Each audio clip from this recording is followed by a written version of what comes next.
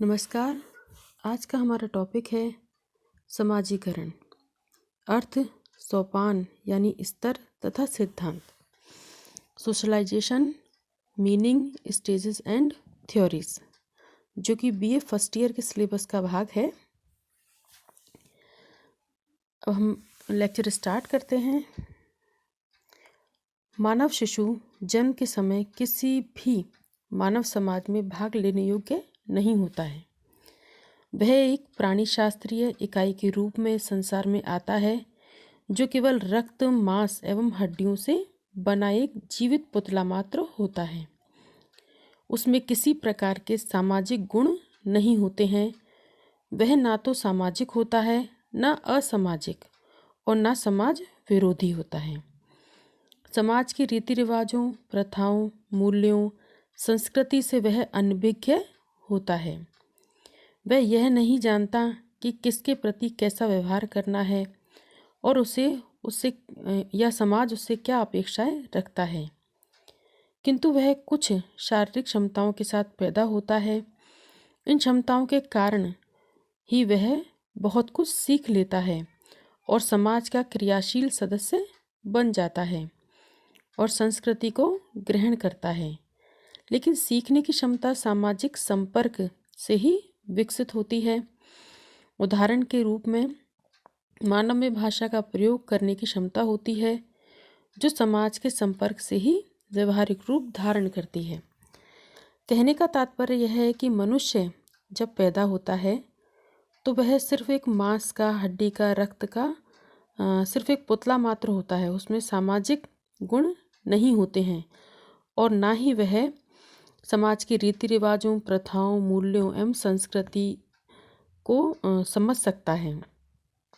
अब हम पढ़ते हैं समाजीकरण का अर्थ एवं परिभाषा। Meaning and definition of socialisation. समाजशास्त्र में समाजीकरण नामक अवधारणा का प्रयोग उन प्रक्रियाओं के लिए किया जाता है जिनके द्वारा व्यक्ति को सामाजिक सांस्कृतिक संसार से परिचय कराया जाता है। यानी व्यक्ति जब समाज से या संस्कृति से परिचित हो जाता है तो उसे ही हम समाजीकरण की अवधारणा के अंतर्गत रखते हैं।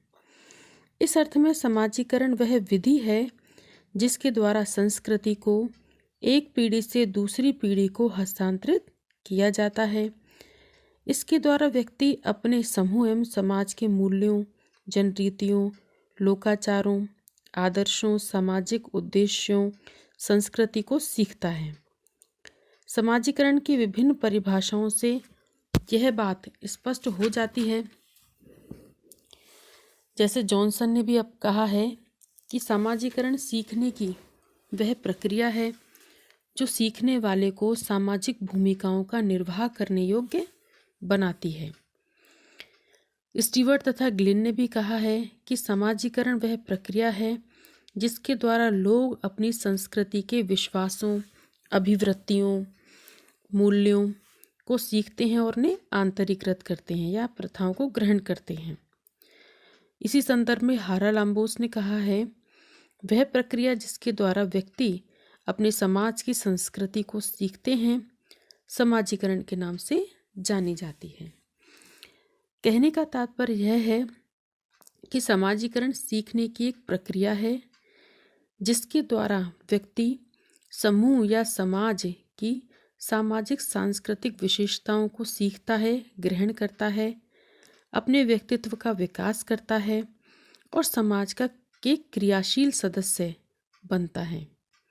समाजीकरण द्वारा बच्चा सामाजिक प्रतिमानों को सीखकर उनके अनुरूप आचरण करता है। इससे समाज में नियंत्रण व व्यवस्था बनी रहती है।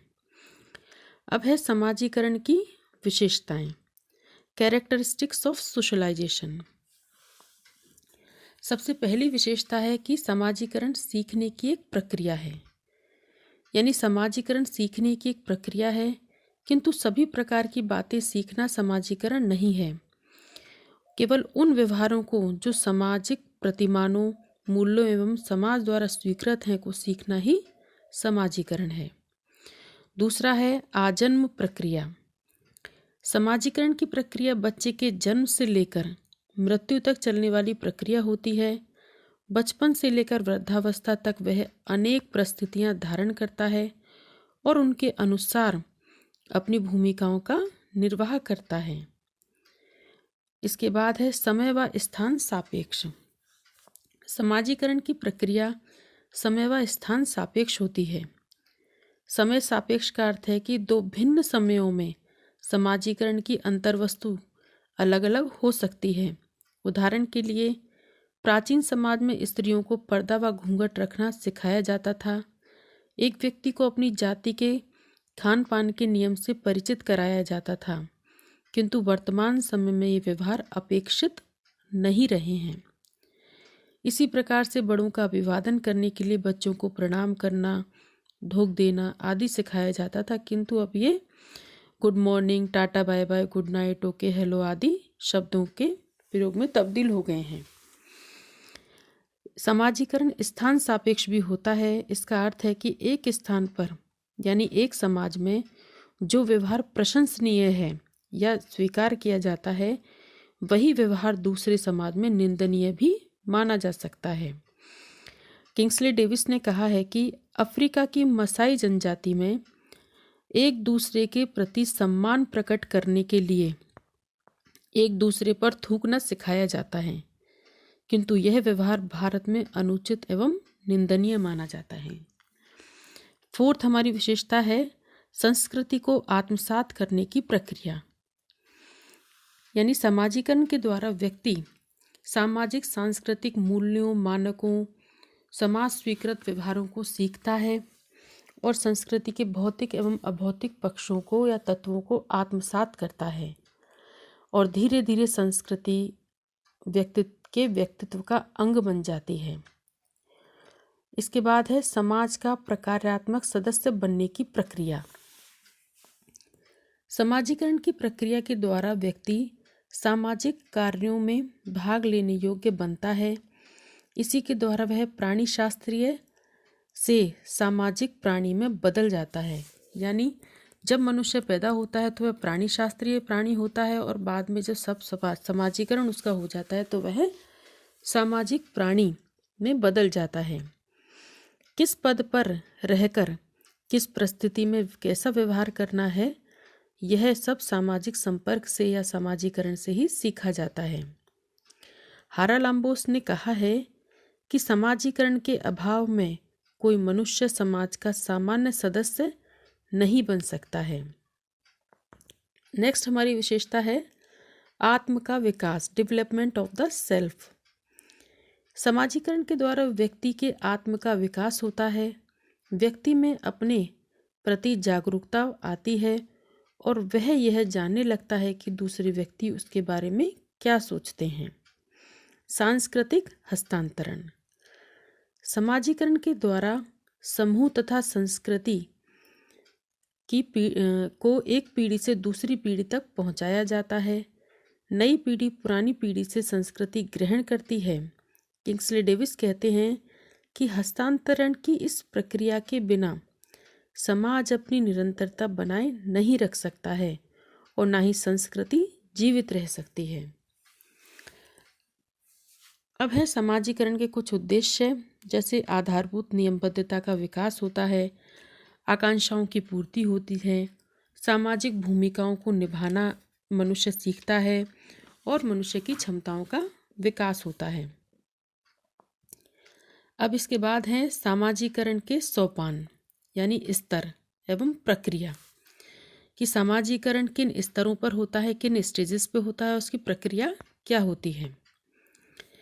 समाजीकरण की प्रक्रिया बच्चे के जन्म के बाद से ही प्रारंभ हो जाती है। यानी एक बच्चा जब पैदा हो जाता है उसके बाद से ही उसकी समाजीकरण की प्रक्रिया समाजीकरण प्रारंभ हो जाता है। मानव शरीर की रचना अन्य प्राणियों से श्रेष्ठ है।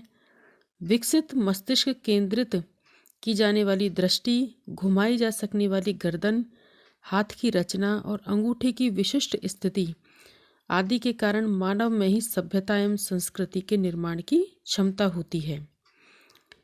उसकी इस विशिष्ट संरचना के कारण ही उसमें सीखने के गुण पाए जाते हैं और सामाजिक सीख के द्वारा वह अपने व्यक्तित्व का विकास कर पाता है। यानी मनुष्य के अंतर्गत कुछ ऐसी विशेषताएं होती हैं जिसके द्वारा वह अपना विकास कर सकता है, अपने व्यक्तित्व का विकास कर सामाजिक संस्कृति को सीख सकता है। पार्सन्स कहते हैं कि बच्चा उस पत्थर के समान होता है जिसे जन्म के समय सामाजिक तालाब में फेंक दिया जाता है, जिसमें रहकर वह अपना समाजीकरण करता है और समाज का अंग बन जाता है। लुंडबर्ग ने समाजीकरण को एक सूत्र द्वारा भी प्रकट किया है, जैसे व्यक्ति इंटू समाज बराबर सामाजिक व्यवहार बराबर समाजीकरण। बच्चे का मस्तिष्क इतना कोमल होता है कि उसे किसी भी दिशा में मोड़ा जा सकता है, कोई भी बात सिखाई जा सकती है। जॉन पियाजे ने समाजीकरण बच्चे द्वारा सीखने की अवस्था को मनोवैज्ञानिक जॉन पियाजे ने 6 भागों में बांटा है। यानी बच्चा समाज में कैसे चीज़ों को सीखता है, कैसे उसका समाजीकरण होता है, इन पूरी अवस्थाओं को जॉन पियाजे ने 6 भागों में बांटा है। प्रथम अवस्था में स्तनपान करते समय बच्चा माता के वक्ष एवं स्तनों में सनसनी महसूस करता है। दूसरी अवस्था में बच्चा किसी वस्तु को एक कोण से देखता है। जब वह वस्तु आंखों से ओझल हो जाती है तो उसे ढूंढता नहीं है। तीसरी अवस्था में शिशु जो देखता है, यदि वह उसकी पहुंच में है तो उसे पकड़ने का प्रयास करता है। ज्ञानेंद्रियों जैसे आँख, कान, नाक आदि से प्राप्त सूचनाओं को समायोजित करने लग जाता है और यह अवस्था 3 से 6 माह के बच्चे की होती है। इसके बाद होती है चौथी अवस्था, 9 से 10 माह के बीच की होती है। बच्चा इसमें छिपी हुई चीज़ों को ढूंढने का प्रयास करता है। यदि कपड़े के नीचे कुछ छिपा दिया जाए तो वह कपड़े को हटा देगा और लेकिन वह इस स्थिति में स्थान परिवर्तन के क्रम को नहीं समझ पाता है। 5वीं अवस्था में 12 से 18 माह के बीच की होती है। इसमें वह स्थान परिवर्तन के क्रम को सीख जाते हैं। यानी एक चीज़ यदि एक कपड़ा दूसरे स्थान पर रख दिया जाए तो इस प्रकार के स्थान क्रम को वह सीख जाता है या स्थान परिवर्तन के क्रम को सीख लेता है वह। इसके बाद होती है छठी अवस्था, जो कि 15 से 19 माह के बीच की होती है। इसमें बच्चा पदार्थ का चित्रण करने लगता है ताकि वह उसकी अनुपस्थिति में भी उसकी कल्पना कर सके। जब बच्चा इस स्थिति में होता है कि वह बाह्य जगत की वस्तुओं को आंतरिकृत कर सकता है, जब बालक बार बार किसी वस्तु को छूता है, देखता है, तो उसके मस्तिष्क में उस वस्तु के चिन्ह अवशेष के रूप में रह जाते हैं और उस वस्तु के सामने आने पर वह उसे पहचान लेता है। हम यहाँ सामाजीकरण के विभिन्न स्तरों या सोपानों का उल्लेख भी करेंगे।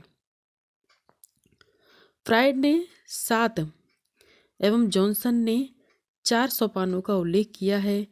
इन सोपानों में बच्चे को सामाजिक दायित्वों का निर्वाह करना, अन्य व्यक्तियों के समान व्यवहार करना, आत्म का विकास करना, व्यक्तित्व का निर्माण करना सिखाया जाता है। इसमें पहला सोपान है मौखिक अवस्था, ओरल स्टेज। गर्भ में भ्रूण गर्म और आरामदायक या आरामपूर्वक रहता है। जन्म के समय शिशु प्रथम संकट का सामना करता है। उसे सांस लेनी होती है, उसे पेट भरने के लिए काफ़ी श्रम करना पड़ता है, उसे सर्दी, गीलेपन एवं अन्य असुविधाओं से पीड़ा होती है तो वह रोता चिल्लाता है। समाजीकरण का यह प्रथम चरण है जिसमें बच्चा मौखिक रूप से दूसरों पर निर्भर रहता है और इसीलिए इसे समाजीकरण की मौखिक अवस्था कहा जाता है। जब बच्चा मुंह से यानी रोकर जो है अपनी बात को कहता है। बच्चा अपने भोजन के समय के बारे में निश्चित अपेक्षाएं बनाने लगता है। वह अपनी देखभाल के लिए संकेत देना सीखता है। शिशु अपना सुख दुख मुंह के माध्यम से व मुंह के हाव भाव से प्रकट करता है, इसीलिए इसे मौखिक अवस्था कहते हैं। दूसरी हमारी समाजीकरण की अवस्था है शौच अवस्था। समाजीकरण का दूसरा स्तर विभिन्न प्रकार के परिवारों एवं समाजों में भिन्न भिन्न आयु में प्रारंभ होता है। अमेरिकन समाज में यह अवस्था पहले वर्ष से प्रारंभ होकर तीसरे वर्ष में समाप्त हो जाती है। हमारे समाज में यह 1.5-2 वर्ष की आयु से प्रारंभ होकर 3-4 वर्ष की आयु तक चलती है। इस अवस्था में बच्चे से यह अपेक्षा की जाती है कि वह अपने आप को थोड़ा बहुत स्वयं संभाले। इस समय उसे शौच प्रशिक्षण दिया जाता है। बच्चे को कब और कहाँ शौच करना चाहिए उसे ज्ञान कराया जाता है। हाथ साफ करना, कपड़े मैले या गंदे ना करना आदि उसे सिखाया जाता है। इसी प्रकार वह इसे शौच अवस्था के माध्यम से वह शौच करना सीखता है। समाजीकरण की यह अवस्था माँ व बच्चे दोनों के लिए असुखकर होती है। बच्चे को दूध छुड़ाते समय, शौच प्रशिक्षण देते समय तथा उसे कष्ट उठाते देखकर माँ को आनंद नहीं मिलता है। इस अवस्था में बच्चा थोड़ा बहुत बोलने और चलने फिरने लगता है और उसके सामाजिक संबंधों का विकास होता है। इसके बाद तीसरी समाजीकरण की अवस्था होती है इडिपल या तादात्म्यकरण अवस्था। यह अवस्था लगभग 4 वर्ष की आयु से प्रारंभ होकर 12-13 वर्ष की आयु तक चलती रहती है। इस अवस्था में बच्चा पूरे परिवार का सदस्य हो जाता है। इस अवस्था में बच्चा लड़के व लड़की के यौनिक भेद और शारीरिक भिन्नताओं को देख भले ही ले, परंतु उनके यौन संबंधी प्रकारों का उसे ज्ञान नहीं होता है। उसके लिए ना तो माँ ही स्त्री होती है और ना पिता ही पुरुष, किंतु धीरे धीरे उसमें यौन भावना अव्यक्त रूप में विकसित होने लगती है। बालक में से यह अपेक्षा की जाती है कि वह अपने लिंग के अनुसार अपने को ढाले। लड़कों को उस व्यवहार के लिए पुरस्कृत किया जाता है जो लड़कों के लिए उचित हो और लड़कियों को जो कि लड़कियों की तरह व्यवहार करने पर पुरस्कृत करते हैं। लड़कों को दिए जाने वाले खिलौने लड़कियों के खिलौनों से भिन्न होते हैं। इस अवस्था में बच्चा लिंग भेद सीखता है। बालक का इसी अवस्था में यानी इडिपल एवं तादात्म्यकरण की अवस्था में बालक का माँ व पिता के प्रति प्रेम अचेतन रूप से बढ़ता है। उसे इडिपस कॉम्प्लेक्स कहा जाता है, अर्थात पुत्र का माँ के प्रति प्यार, और इलेक्ट्रा कॉम्प्लेक्स के अंतर्गत पुत्री को पिता के प्रति प्यार की ओर उन्मुख कर देता है।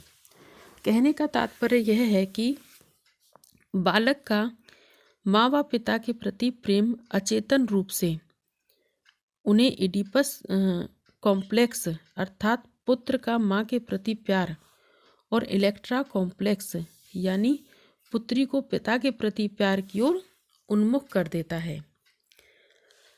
तादात्म्यकरण स्थापना 2 रूपों में होती है, एक सामाजिक भूमिका से तादात्म्यकरण और दूसरा सामाजिक समूह से तादात्म्यकरण।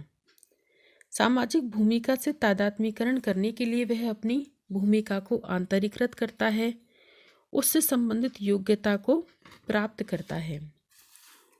उदाहरण के लिए बालक पिता, भाई, संबंधियों तथा परिवार के अन्य सदस्यों की आशाओं के अनुरूप भूमिका करना सीखता है।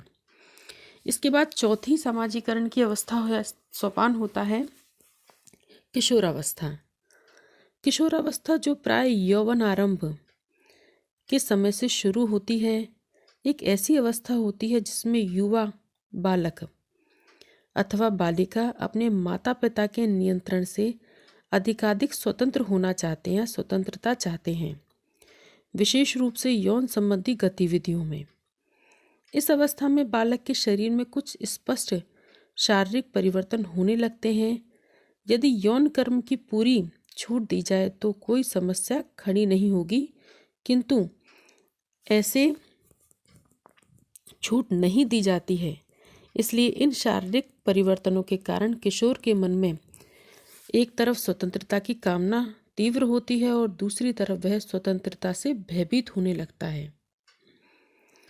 किशोरावस्था भारी तनाव का काल मानी जाती है, क्योंकि भावी वयस्क को प्राय स्वयं ही कई आवश्यक निर्णय लेने होते हैं, जैसे जीवन साथी का चुनाव, अपने व्यवसाय का चुनाव आदि के निर्णय उसे स्वयं ही लेने हों तो उसके सामने कई दुविधा आ जाती हैं। इसके बाद किशोरावस्था के कुछ अन्य सोपान यानी स्टेजेस भी होती हैं, जैसे युवावस्था, प्रौढ़ावस्था, वृद्धावस्था। युवावस्था व्यक्ति को अनेक नए पद प्राप्त होते हैं। उसमें उनसे संबंधित भूमिकाओं को उसे निभाना सीखता है या निभाना होता है। प्रौढ़ावस्था में व्यक्ति पर सामाजिक दायित्व और बढ़ जाते हैं और वृद्धावस्था में व्यक्ति में शारीरिक, मानसिक एवं सामाजिक दृष्टि से कई परिवर्तन आ जाते हैं। वह दादा, परदादा, नाना आदि के रूप में नए पद ग्रहण करता है और उनसे संबंधित भूमिकाएं भी निभाता है। उम्मीद है ये टॉपिक आपको समझ में आया होगा। धन्यवाद। इसका नेक्स्ट पार्ट नेक्स्ट वीडियो में पढ़ा जाएगा।